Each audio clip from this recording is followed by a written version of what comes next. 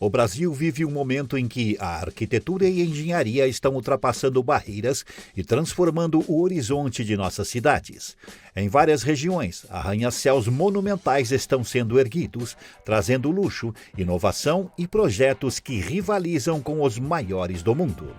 No vídeo de hoje, você vai conhecer os maiores arranha-céus em construção no país e descobrir como está o andamento de cada.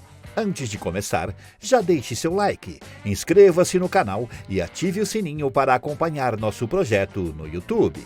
Em 10º lugar está o Harmony Ocean Front, um dos empreendimentos mais luxuosos em construção na cidade de Balneário Camboriú. Erguido em um dos pontos mais privilegiados da Avenida Atlântica, o edifício impressiona pela imponência da sua torre de 61 pavimentos, que chegará a 191 metros de altura.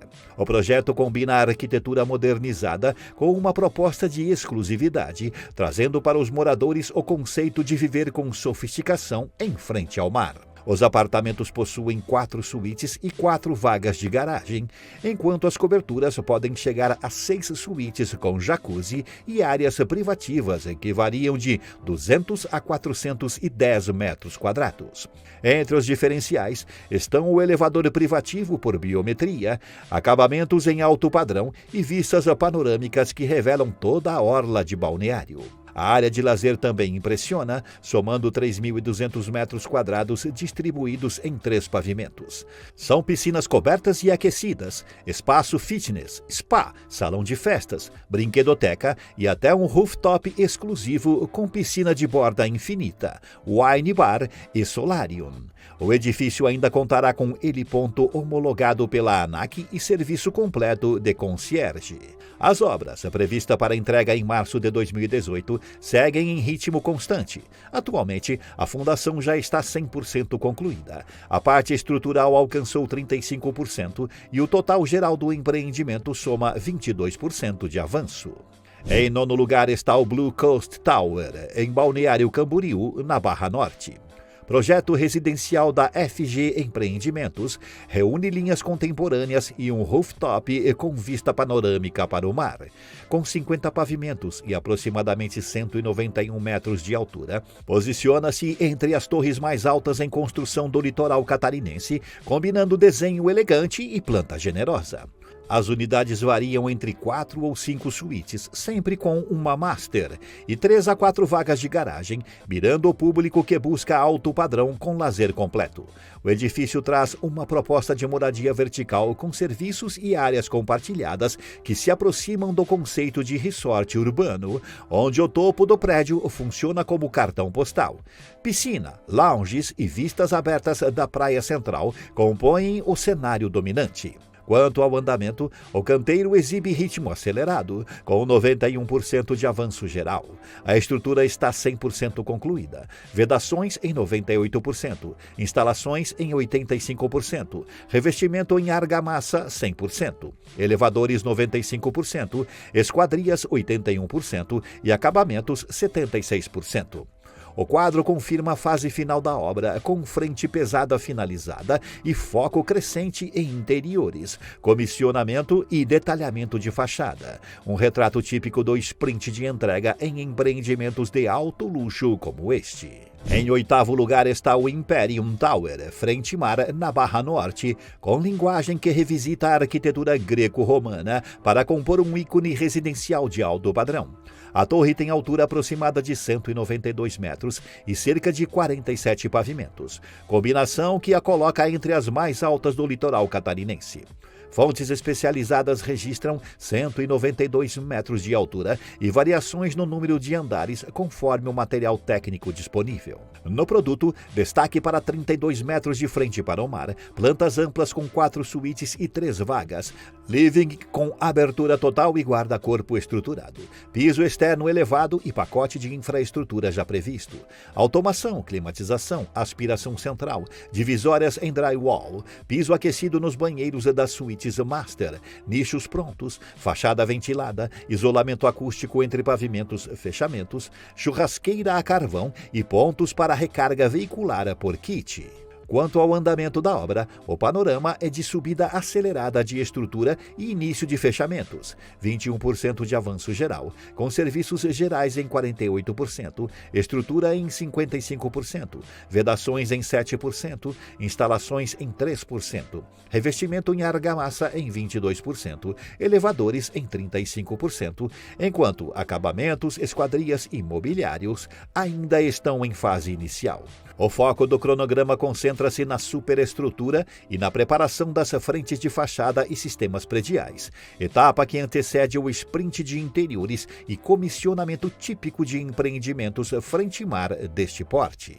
Em sétimo lugar está o Marena da Embraed, um residencial de alto padrão na Quadra do Mar, no centro de Balneário Camboriú. A torre tem altura aproximada de 196 metros, 60 pavimentos e 131 apartamentos, com tipologias que incluem 4 suítes e 3 ou 4 vagas por unidade. Há ainda cobertura duplex com piscina privativa.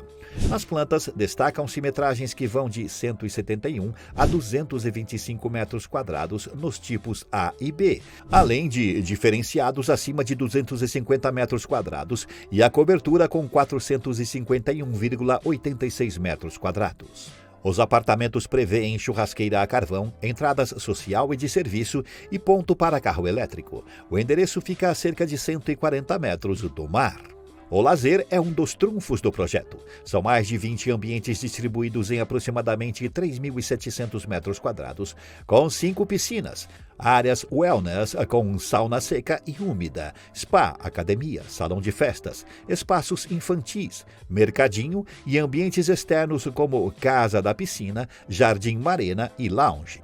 Quanto ao andamento, o site oficial mantém acompanhamento mensal. No painel mais recente consta 35% concluído.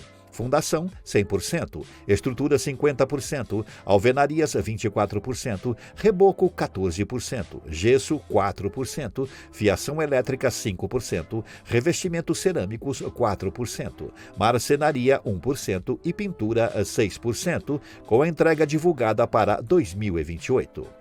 Em sexto lugar está o La Roca, um residencial de alto padrão que se impõe no eixo central de Itapema, com 54 pavimentos e cerca de 201 metros de altura. A torre reúne 164 residências e 38 unidades comerciais. Rooftop com mirante de vista 360 graus e entregas previstas em 2028. Combinação que o coloca entre os edifícios mais altos em construção no país. Nas plantas, aparecem metragens que vão de 164 a 505 metros quadrados, com acabamentos de alto padrão e lazer amplo distribuído em múltiplos ambientes, ancorado na principal avenida da cidade, a poucos quarteirões do mar. É um produto pensado para grandes áreas de convivência, pé direito generoso e serviços condominiais robustos, consolidando o endereço como polo de moradia vertical de luxo. Quanto ao andamento da obra, o empreendimento mantém acompanhamento mensal oficial. Publicações recentes mostram a estrutura em avanço contínuo e o edifício já ultrapassando 36 pavimentos executados. Sinal de que a frente pesada atingiu mais da metade da altura final e abre caminho para intensificar alvenarias, instalações e fachada. Em quinto lugar está o Safiri Tower, um residencial de alto padrão que eleva o skyline de Balneário Camboriú com cerca de 216 metros de altura. A proposta combina pele de vidro, plantas amplas com 2 apartamentos por andar e um conjunto de lazer robusto que ultrapassa 2.000 metros quadrados, posicionando o edifício no patamar dos ícones da Barra Norte. No andamento da obra, o painel mais recente aponta frentes em ritmos diferentes, consolidando a fase de estrutura e fechamentos. Serviços gerais 42%, estrutura 66%, vedações 77%, instalações 19%, revestimento em argamassa 20%, elevadores 55%, acabamentos 85% e esquadrias 1%. O quadro técnico mostra um canteiro que já venceu as etapas mais pesadas, com foco crescente em interiores, comissionamento e detalhes de fachada. Em quarto lugar está a Torre Corporativa do Alto das Nações, em São Paulo. um arranha-céu de 219 metros que caminha para ser a maior torre corporativa do país. Projetada com 39 pavimentos e lajes amplas, adota piso a piso próximo de 4,7 metros, medida pouco comum que eleva o pé direito e dá flexibilidade às plantas.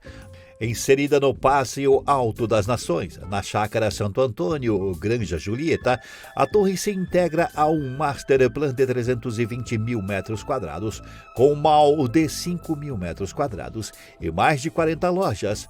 Novo hipermercado Carrefour, uma torre mista, uma torre residencial e um parque aberto de 32 mil metros quadrados, conectado à estação Granja Julieta da linha 9 Esmeralda.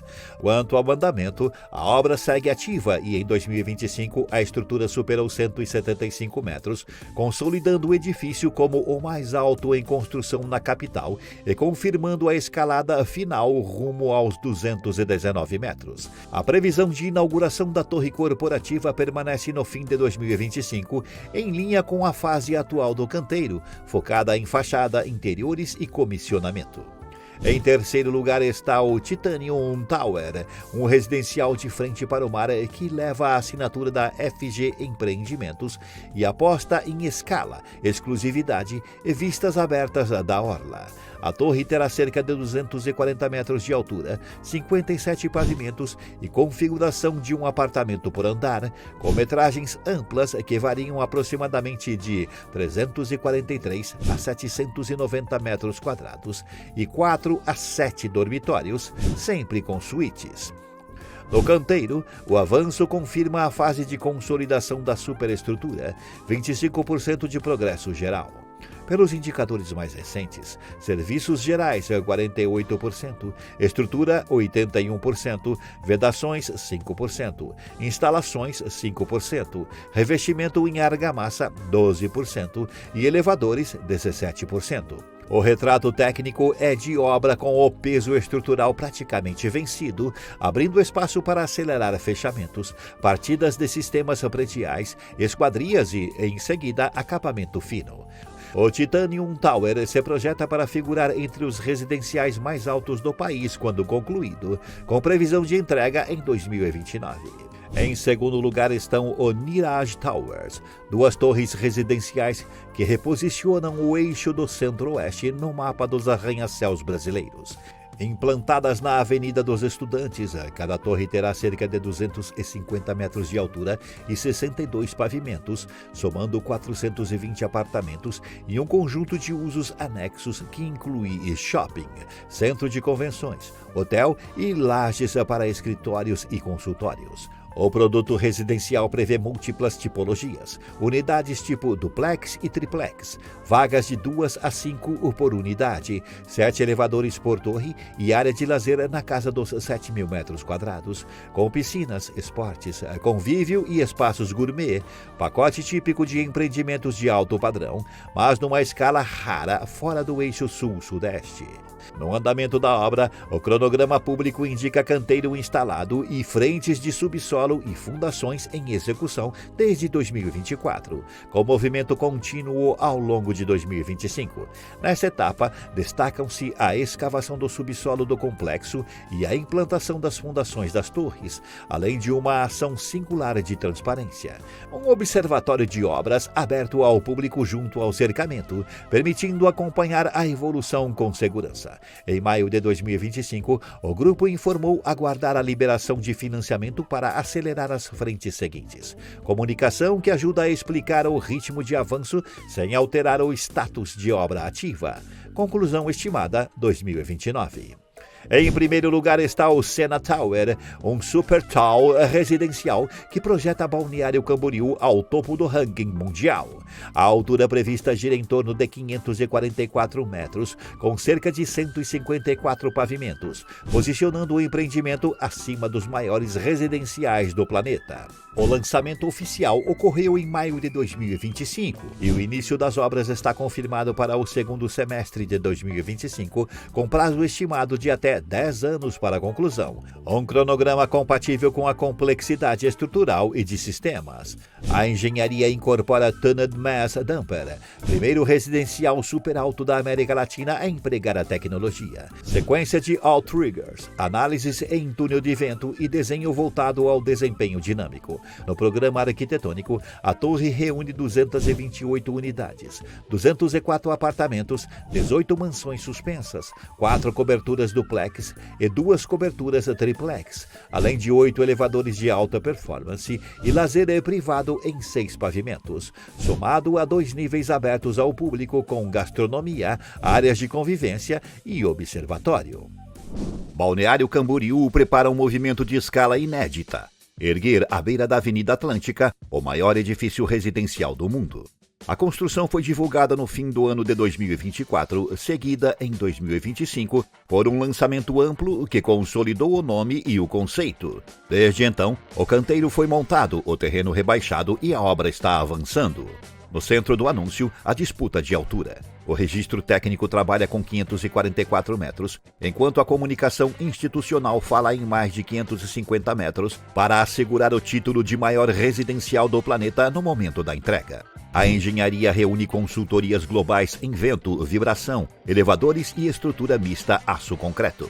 Porém, o Sena Tower lida com a tensão entre ambição, prazos, custos logísticos e condicionantes regulatórios típicos de um sítio adensado junto ao mar.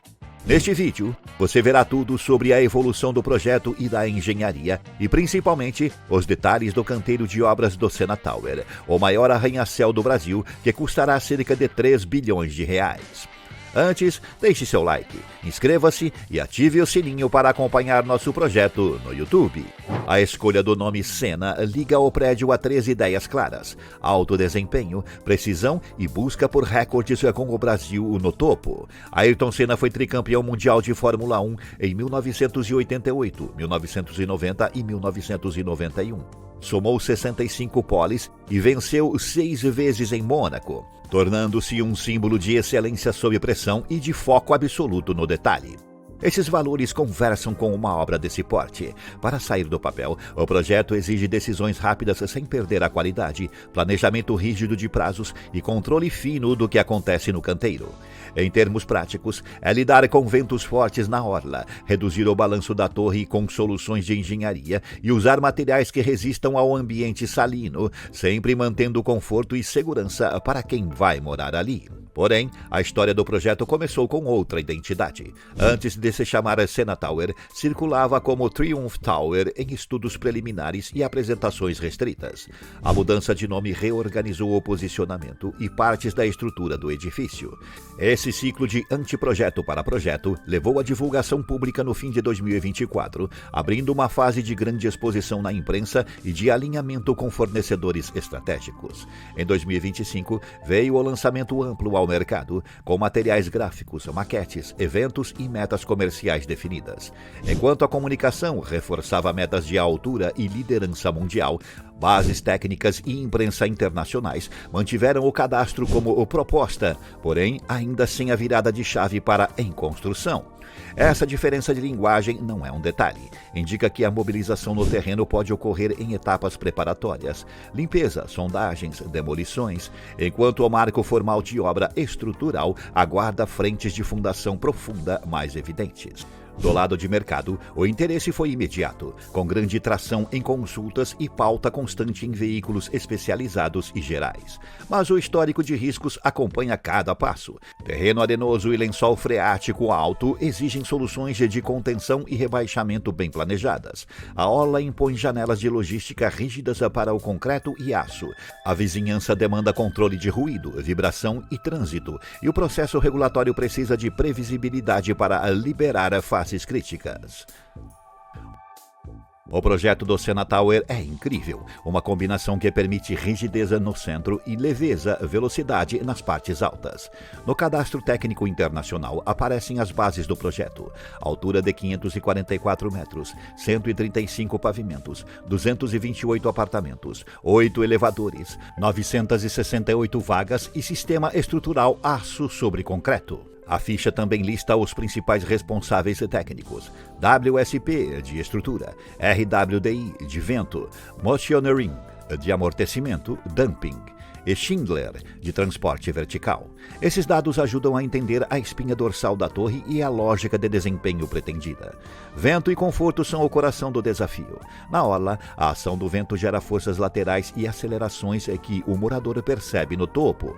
A presença da RWDI indica ensaios em túnel de vento para calibrar forma, rigidez e defesas contra vórtices. Já o amortecimento sugere o uso de TMD, Channeled Mass Damper, um peso inteligente instalado em pavimentos altos que se move em oposição ao balanço do prédio, reduzindo a sensação de oscilação em dias de vento. Em projetos desse porte, o TMD costuma trabalhar em conjunto com estabilizadores e outros ajustes finos de rigidez do núcleo, para manter acelerações dentro de faixas confortáveis para uso residencial. Um caso famoso de estabilizador é o do Taipei 101 em Taiwan. A torre usa um pêndulo de 660 toneladas suspenso entre os andares 87 e 92, que reduz em 40% o balanço causado por vento e tremores. Em abril de 2024, durante um terremoto de magnitude 7.4, que danificou dezenas de prédios no país, o Taipei 101 teve bom desempenho e manteve o movimento dentro do esperado, graças ao sistema de amortecimento e ao projeto estrutural. No sistema de elevadores, a aposta é em cabines de alta velocidade e gestão de tráfego com zonas, para reduzir tempos de espera e percursos longos. A Schindler aparece listada como consultora e fornecedora de elevadores, o que aponta para soluções com agrupamento inteligente de chamadas, redundância energética e integração com a automação do edifício. Pontos vitais quando há centenas de moradores distribuídos por mais de uma centena de andares. Em fundações, o contexto manda. Solo arenoso com lençol freático alto na beira-mar costuma pedir contenções profundas do tipo parede diafragma ou barretes, trabalhadas com lama bentonítica e gaiolas de aço, além de rebaixamento de lençol para a escavação dos subsolos. Sobre essas contenções, forma-se um bloco raft de grande espessura que reparte cargas ao terreno. É a solução mais provável para um super alto costeiro. A seleção exata depende de sondagens, modelagens e do plano executivo final.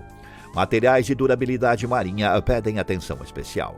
Concretos com adições minerais e relações água-cimento mais baixas ajudam a frear a penetração de cloretos. Armaduras recebem cobrimentos generosos e, quando necessário, proteção catódica. Metais expostos ganham tratamentos anticorrosivos e a fachada utiliza selagens. Barbearias e sistemas de fixação desenhados para ambiente salino e ventos canalizados da orla. Tudo isso se conecta à manutenção. Acesso da fachada por equipamentos dedicados já aparece na listagem de fornecedores, indicando preocupação com a operação ao longo da vida útil. Na escala do concreto, o número impressiona: 133.358 metros cúbicos. Para visualizar, 53 piscinas olímpicas cheias, o equivalente a 22 edifícios de 20 andares. E pouco mais de 16 mil viagens de caminhão betoneira padrão de 8 metros cúbicos. Esse volume exige janelas noturnas para concretagem pesada, bombas de alta vazão, usinas preparando traços resistentes a cloretos e um plano de logística que não estrangule a Avenida Atlântica. O controle de temperatura de hidratação em elementos massivos e a rastreabilidade de cada caminhão entram como rotinas de qualidade. Passando a arquitetura e uso, a torre foi pensada com um fuste esbelto e uma coroa superior que, além de compor a marca do edifício no skyline, ajuda a organizar os sistemas de topo e a suavizar vórtices. A narrativa pública recente sobre o projeto menciona essa peça como parte do conjunto que sustenta a imagem de um marco urbano reconhecível à distância. A fachada tende a usar vidros de alto desempenho com controle solar e selagens resistentes à maresia, equilibrando transparência e conforto térmico. Implantação no térreo com recuos, acessos segregados e docas internas ajuda a tirar cargas de carga-descarga da via principal. No entorno, o paisagismo recompõe a transição calçada-avenida-edifício e mitiga efeitos como o vento de túnel entre torres. Isso é algo muito importante, pois já aconteceram casos em que o vidro de alto desempenho e a geometria da fachada criaram problemas sérios de reflexo solar. O exemplo mais conhecido é o 23rd Street, em Londres. A curvatura e o alto índice de reflexão concentraram calor nas ruas vizinhas, chegando a derreter partes de carros e queimar itens ao nível do passeio. A solução foi instalar sombreamento permanente e ajustes para cortar os focos de calor. Nos registros técnicos internacionais, o empreendimento ainda aparece em etapa de projeto, sem a virada formal para a execução estrutural. Isso não nega o movimento recente no terreno. Indica que a obra atravessa um intervalo de preparação, no qual se fecham parâmetros e se organiza o canteiro para receber frentes pesadas. As imagens mais atuais revelam circulação de equipes, áreas de apoio instaladas e passagem de máquinas leves, sinal claro de que o lote foi organizado para a fase seguinte. O cenário de campo mostra o chão regularizado em diferentes cotas, com vias internas que permitem a entrada e saída de caminhões de forma controlada. Em pontos próximos aos limites do terreno, aparecem pilhas de concreto fragmentado e solo com agregados, típicos de retirada de blocos antigos. Entre os equipamentos, destaca-se uma perfuratriz de porte reduzido, com haste de pequeno diâmetro. Máquinas dessa classe costumam executar sondagens complementares para leitura estatigráfica fina, abertura de poços de observação do nível d'água e instalação de piezômetros, além de, quando previsto, micropilhas pontuais em pontos estratégicos. Essas atividades não configuram o início das fundações principais. Funcionam como base de dados e de controle para o planejamento do rebaixamento do lençol e para a definição do método executivo mais adequado ao sítio. O que não se vê, e que seria o indício inequívoco do começo da fundação profunda, é um conjunto específico de recursos. Grandes garras de escavação para a parede diafragma, guindastes de alta capacidade dedicados à armação, baias e tanques para preparo e recirculação de lama com bentonita, silos, bombas, linhas de decantação e, no solo, gaiolas longas de aço aguardando o içamento. A ausência desse parque de equipamentos e de insumos é um marcador técnico importante, pois ele costuma chegar em blocos e transformar a rotina do canteiro. Tráfego mais intenso, caçambas, betoneiras e, em sequência, as janelas noturnas para concretagens contínuas. Bem, mas quanto vão custar os apartamentos desse edifício? Então, os apartamentos padrão foram anunciados a partir de R$28 milhões e podem chegar a R$40 milhões, com até 400 metros quadrados por unidade. O mix divulgado inclui 204 apartamentos nessa faixa de metragem, o que ajuda a explicar a amplitude de preços conforme vista, pavimento e personalização. As mansões suspensas têm de 420 a 563 metros quadrados e partem de R$60 milhões cada, posicionadas como produtos de altíssimo padrão acima da tipologia padrão. Nessa categoria, a raridade, pois são apenas 18 unidades, e o pavimento geralmente elevam o valor final de negociação. No topo, as coberturas aparecem em 2 níveis. As duplex estão entre R$200 milhões e R$300 milhões. São 4 unidades, com cerca de 600 metros quadrados, enquanto as mega coberturas triplex começam em R$300 milhões. São 2 unidades, com 903 metros quadrados, e terão venda especial via leilão internacional, segundo a imprensa. À beira da Marginal Pinheiros, um novo recorde de cidade se ergue com vidro, concreto e jardins.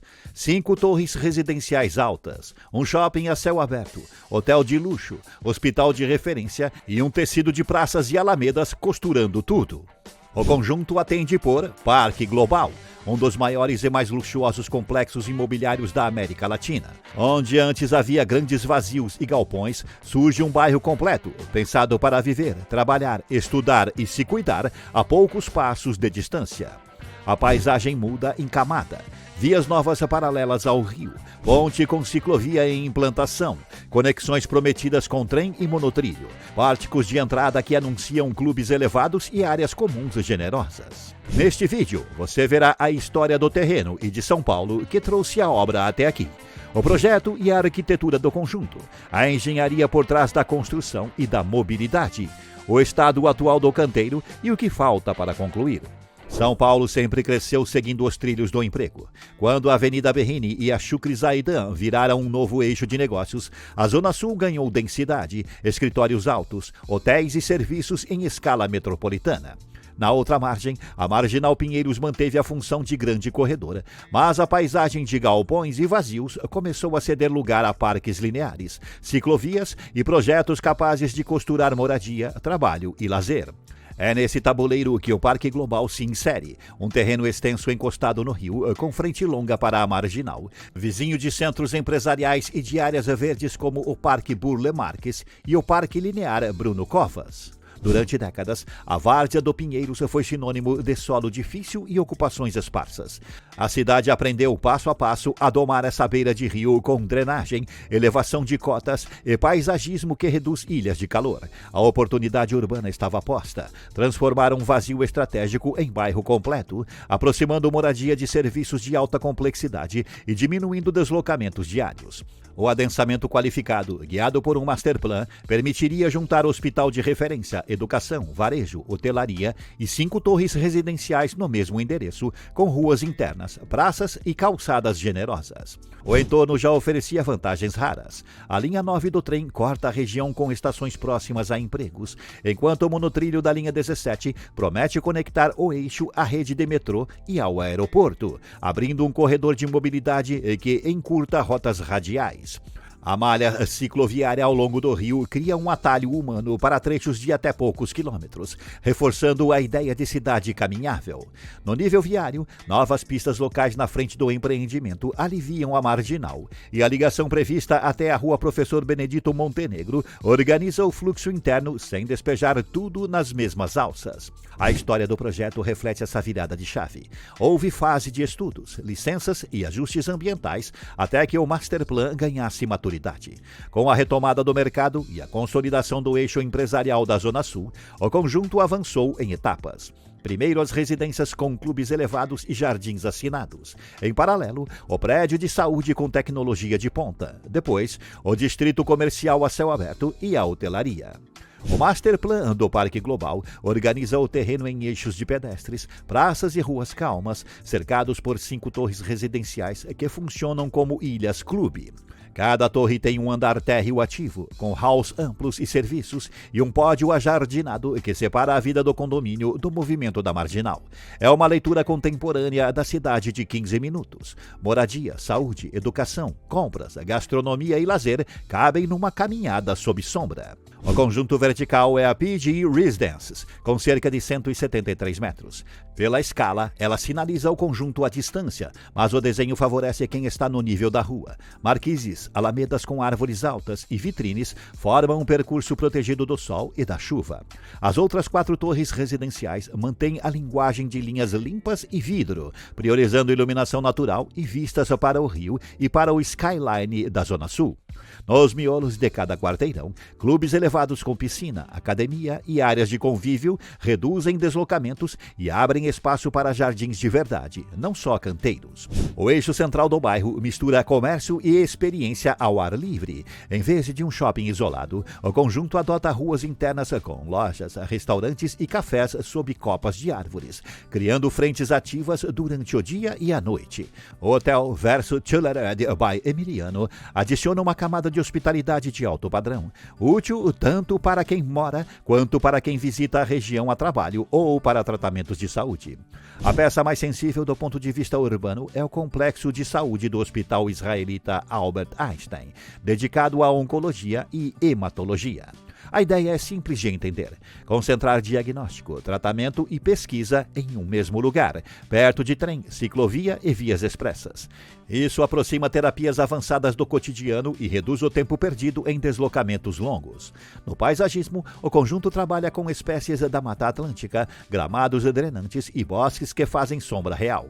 As praças foram pensadas como salas abertas, com bancos, espelhos d'água e caminhos claros entre edifícios. Nos bastidores, soluções discretas de sustentabilidade tornam a operação mais leve. Reuso de água de chuva para irrigação e limpeza, placas solares para áreas comuns, preparo para carros elétricos e iluminação eficiente para reduzir consumo à noite. Construir um bairro inteiro na beira do rio exige começar pelo chão. Na várzea do Pinheiros, o primeiro capítulo é tornar o terreno confiável. Drenagem reforçada, canais auxiliares e camadas de solo compactadas para resistir à água e às cargas dos prédios altos. Estacas profundas funcionam como raízes artificiais, transferindo o peso para camadas firmes e estabilizando o conjunto contra recalques. Sobre esse alicerce, surgem pódios de concreto que elevam térreos e áreas comuns, afastando o cotidiano das oscilações do nível d'água e criando um pavimento contínuo para jardins e circulação de pedestres. A estrutura das torres segue o ritmo de um relógio de obra. Núcleo central de concreto, onde correm elevadores e escadas, atua como espinha dorsal, enquanto lajes são lançadas em sequência com formas trepantes e gruas em coreografia constante. O ciclo se repete pavimento a pavimento, armação, concretagem, cura e desforma. Quando a estrutura ganha altura, entram as fachadas. Painéis de vidro e esquadrias moduladas sobem como uma cortina técnica, selando o edifício contra chuva, vento e ruído. Ao mesmo tempo, começam instalações invisíveis e fundamentais. Elétrica, hidráulica, ar-condicionado, automação, que percorrem shafts e lajes como uma rede de nervos. No térreo e nos pódios, a engenharia se mistura ao paisagismo. Jardins drenantes, solos estruturais e reservatórios de retenção ajudam a segurar picos de chuva, reduzindo a pressão sobre a marginal. Caminhos acessíveis, rampas suaves e iluminação de LED transformam o platô técnico em espaço de convivência. Nas áreas internas, a obra vai do bruto ao fino. Drywall, forros acústicos, pisos resilientes e esquemas de iluminação que valorizam pé direito e aberturas. Elevadores de alta capacidade e controle inteligente de chamadas reduzem espera e distribuem fluxo em horários de pico. Do lado de fora, a urbanização costura o bairro à cidade. A via local paralela à marginal organiza acessos e alivia conversões arriscadas. A ligação até a rua Professor Benedito Montenegro cria uma espinha de circulação interna. Ciclovias e calçadas largas dão continuidade ao parque linear do Rio. A nova ponte, com faixa para bicicletas e pedestres, encurta trajetos e redesenha a leitura da margem. Nas frentes de integração com os trilhos, passarelas planejadas aproximam a estação Granja Julieta, enquanto a plataforma da futura Panambi, no eixo do monotrilho, determina cotas, alinhamentos e áreas de acesso. No hospital, a engenharia muda de escala e precisão. Salas limpas, gases medicinais, blindagens e rotas técnicas exigem execução milimétrica. É um edifício que precisa funcionar como máquina, com conforto humano de hotel e protocolos de segurança de centro cirúrgico. O retrato atual do canteiro mostra um bairro em transição do bruto para o fino. Na frente do terreno, a faixa junto à marginal já recebe preparo para a via local e novas calçadas. Máquinas trabalham em terraplenagem, drenagem e base das pistas internas que vão costurar o conjunto até a rua Professor Benedito Montenegro. Tapumes, acessos provisórios e sinalização temporária organizam o fluxo de obra sem travar o entorno. No eixo residencial, parte das torres já funciona com áreas comuns e paisagismo em uso, enquanto outras avançam em acabamento de fachada, esquadrias e interiores. A torre símbolo, com cerca de 173 metros, chegou ao topo estrutural e segue com a pele de vidro, vedações e montagem de elevadores e áreas técnicas. Uma segunda torre, mais baixa, evolui em ritmo de acabamento, com destaque para a colocação de caixilhos e preparação dos pódios ajardinados. No nível das ruas internas, os jardins começam a ganhar forma. Taludes contidos, canteiros definidos e preparo de solo para espécies arbóreas. O setor do futuro centro comercial permanece em arranjo de obra, com áreas amplas reservadas e frentes de compatibilização entre fundações, redes e circulação de serviço. O prédio de saúde do Einstein exibe fechamentos externos mais adiantados e movimento intenso de instalações especiais por dentro, sinal de que a fase de equipar espaços críticos está no radar. Em volta, aparecem bases para iluminação pública, passagens técnicas e trechos de ciclovia que se conectam ao Parque Linear do Rio. Nos pontos da integração com trilhos, há indícios de preparação para passarelas e acessos planejados em direção à estação Granja Julieta, enquanto o corredor do monotrilho delimita alinhamentos dentro do lote, com áreas resguardadas para a futura estação Panambi. O que separa o canteiro da operação plena é uma soma de acabamentos, licenças e costuras urbanas. Nos edifícios residenciais que ainda não foram entregues, faltam etapas típicas de reta final. Fechar 100% da fachada, concluir, testar elevadores, climatização e automação, além de comissionar sistemas de proteção contra incêndio. Nas áreas comuns, a lista inclui mobiliário definitivo, vestiários de serviço, paisagismo dos pódios e a calibração de acessos com portarias, controle de visitantes e rotas de carga e descarga. É a fase em que tudo parece pronto por fora, mas ainda precisa ganhar alma por dentro com testes e ajustes finos. No hospital, a régua é ainda mais alta. Restam montar e validar ambientes críticos, diagnóstico por imagem, UTI, centro cirúrgico, farmácia e áreas de terapia, com instalação de equipamentos, gases medicinais, sistemas de filtragem do ar e protocolos de higiene. Depois vem a maratona documental, vistorias, certificações, equipes treinadas e abertura gradual dos serviços. A lógica é abrir com segurança e estabilidade, o que demanda ensaios, simulações e redundâncias funcionando.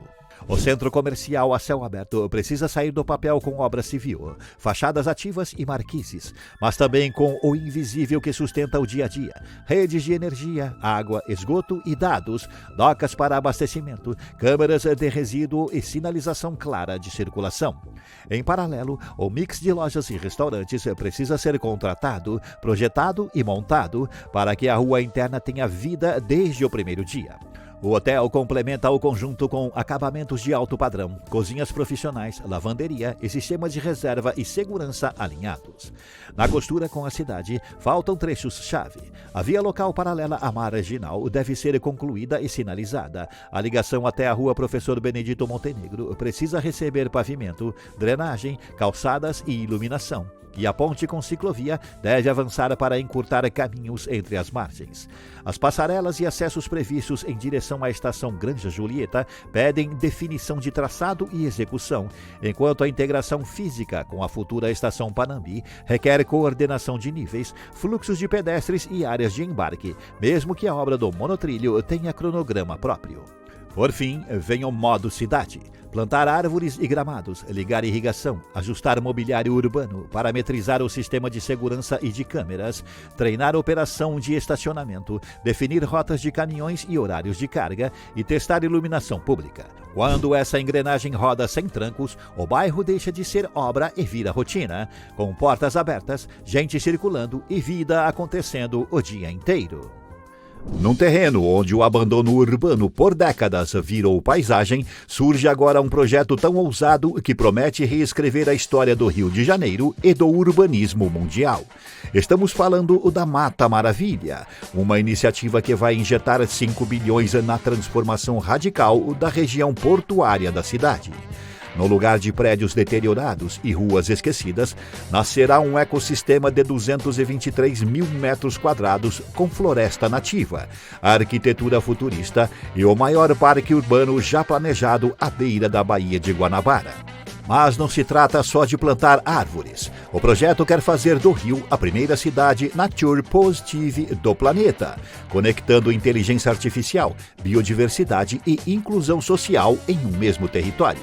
Neste vídeo, você vai entender como essa mega construção vai transformar o coração histórico do Rio num laboratório global de futuro urbano. A região portuária do Rio de Janeiro é um território onde a história do Brasil pulsa em cada esquina. Desde o século XVI, essa área foi palco de eventos que moldaram a identidade carioca e nacional. No período colonial, o Porto do Rio tornou-se um dos principais pontos de entrada e saída de mercadorias e pessoas. Era por ali que desembarcavam escravizados africanos, produtos manufaturados europeus e, mais tarde, imigrantes de diversas partes do mundo. Essa intensa movimentação consolidou a região como um centro comercial vital para a colônia e, posteriormente, para o Império. Com a chegada da família real portuguesa em 1808, o Rio de Janeiro foi elevado à condição de capital do Reino Unido de Portugal, Brasil e Algarve. Essa mudança intensificou ainda mais a importância do porto, que passou a receber investimentos grandes em infraestrutura, como a construção de armazéns, docas e vias férreas para escoamento de mercadorias. No final do século XIX, a região experimentou um boom industrial. Fábricas e indústrias se instalaram nos bairros da Gamboa, Saúde e Santo Cristo, transformando o local em um polo industrial efervescente. Um dos marcos desse período foi a inauguração do Moinho Fluminense em 1887. Projetado para ser o moinho mais moderno da América Latina, o complexo ocupava 3 quadras da Gamboa e foi construído com técnicas avançadas para a época, como o uso de tijolos ligados por uma mistura de barro e óleo de baleia, conferindo resistência às vibrações das máquinas de moagem.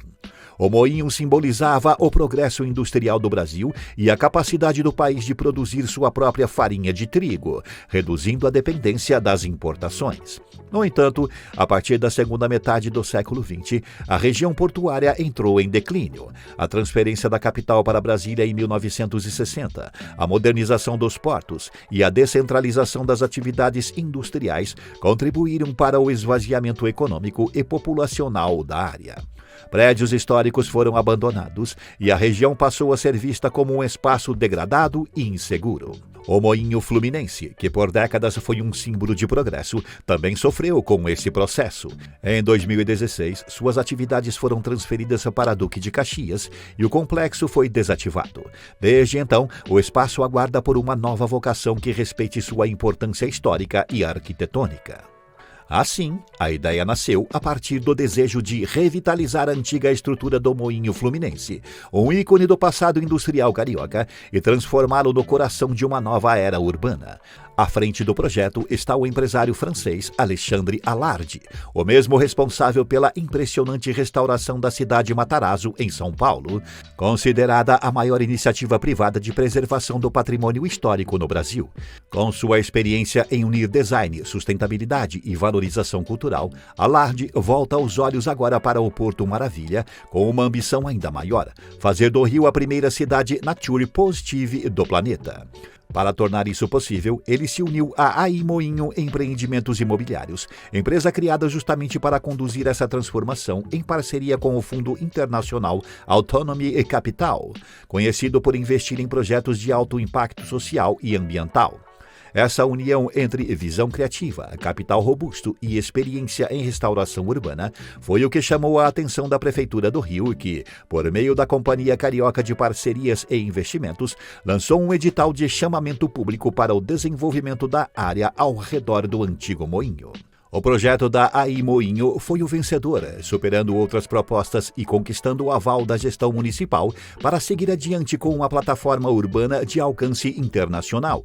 O primeiro passo já foi dado. No início de abril de 2025, o prefeito Eduardo Paes revogou a declaração de utilidade pública do imóvel do Moinho Fluminense, permitindo que a propriedade fosse devolvida à Autonomy Capital. Com isso, abriu-se oficialmente o caminho para que o Mata Maravilha saia do papel e transforme a região. O Mata Maravilha terá dimensões extraordinárias. Ao todo, serão plantadas mais de 40 mil árvores e arbustos nativos da Mata Atlântica, resgatando a biodiversidade que um dia dominou a paisagem natural da Baía de Guanabara.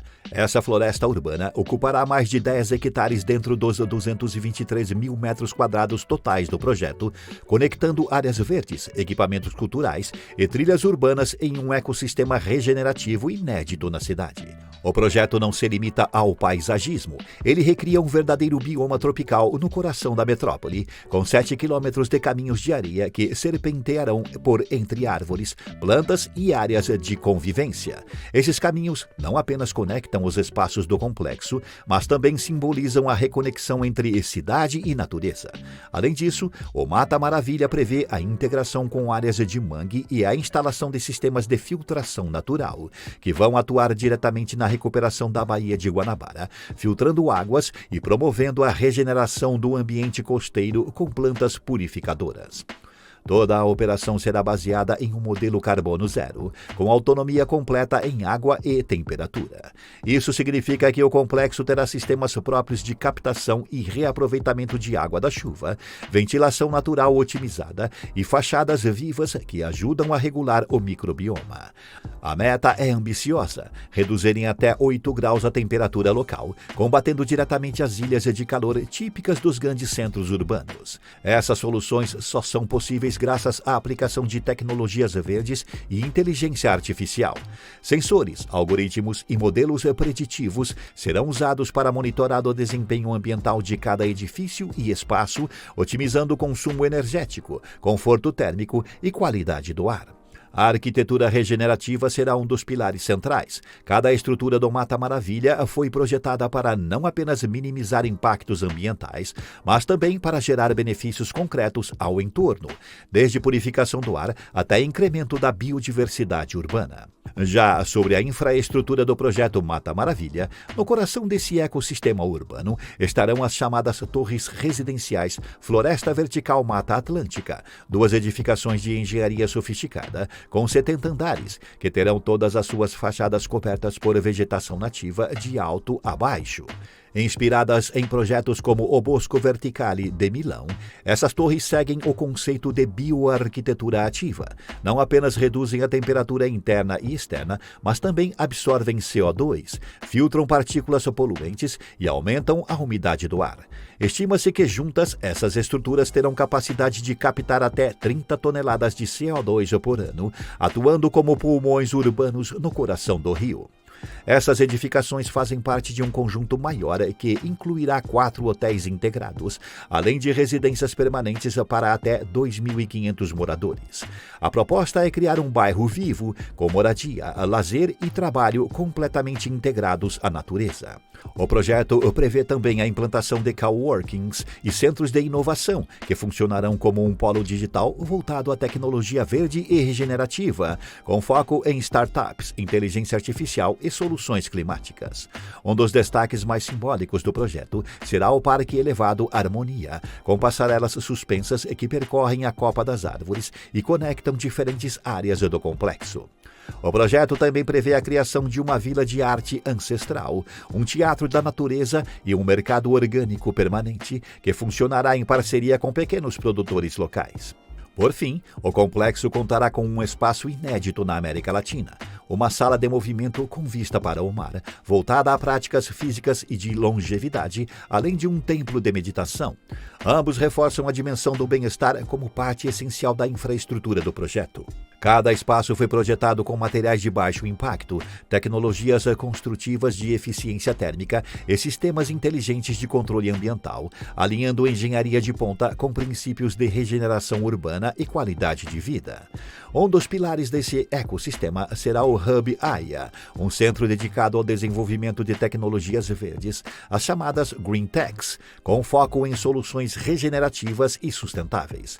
O espaço contará com escritórios, coworkings, incubadoras e salas de convenções que servirão de base para startups, pesquisadores e empresas de inteligência artificial dispostos a repensar a relação entre cidade, meio ambiente e tecnologia.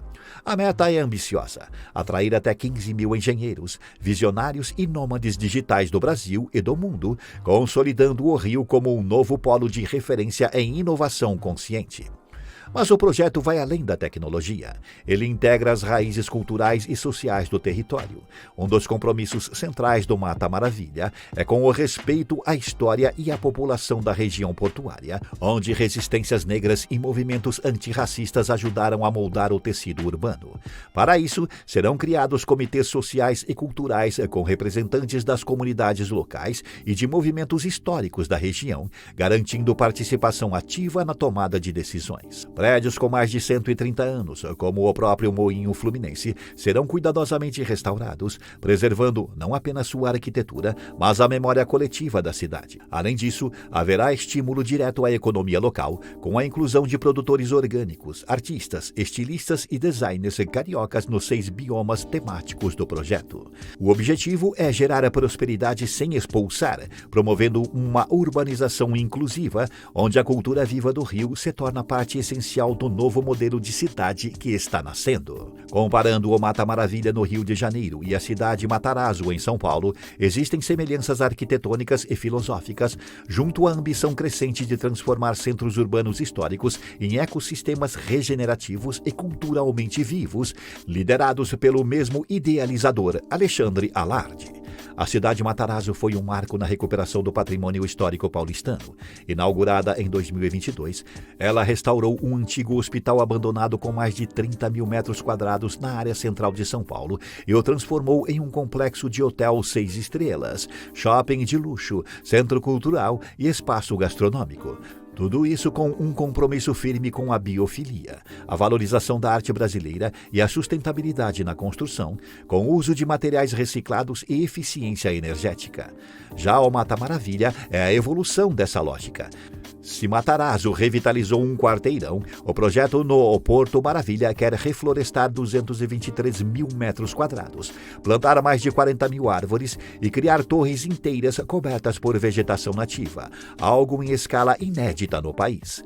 Enquanto São Paulo focou na recuperação urbana de alto padrão, com forte apelo artístico, o Rio aposta em uma zona verde mista que une moradia, cultura, tecnologia e regeneração ambiental. O impacto do projeto Mata Maravilha transcende as fronteiras do Rio de Janeiro. Ao combinar a regeneração ambiental em larga escala, inovação urbana, tecnologia verde e inclusão social, o projeto se posiciona como uma das iniciativas mais ousadas do mundo em termos de reconexão entre cidades e natureza.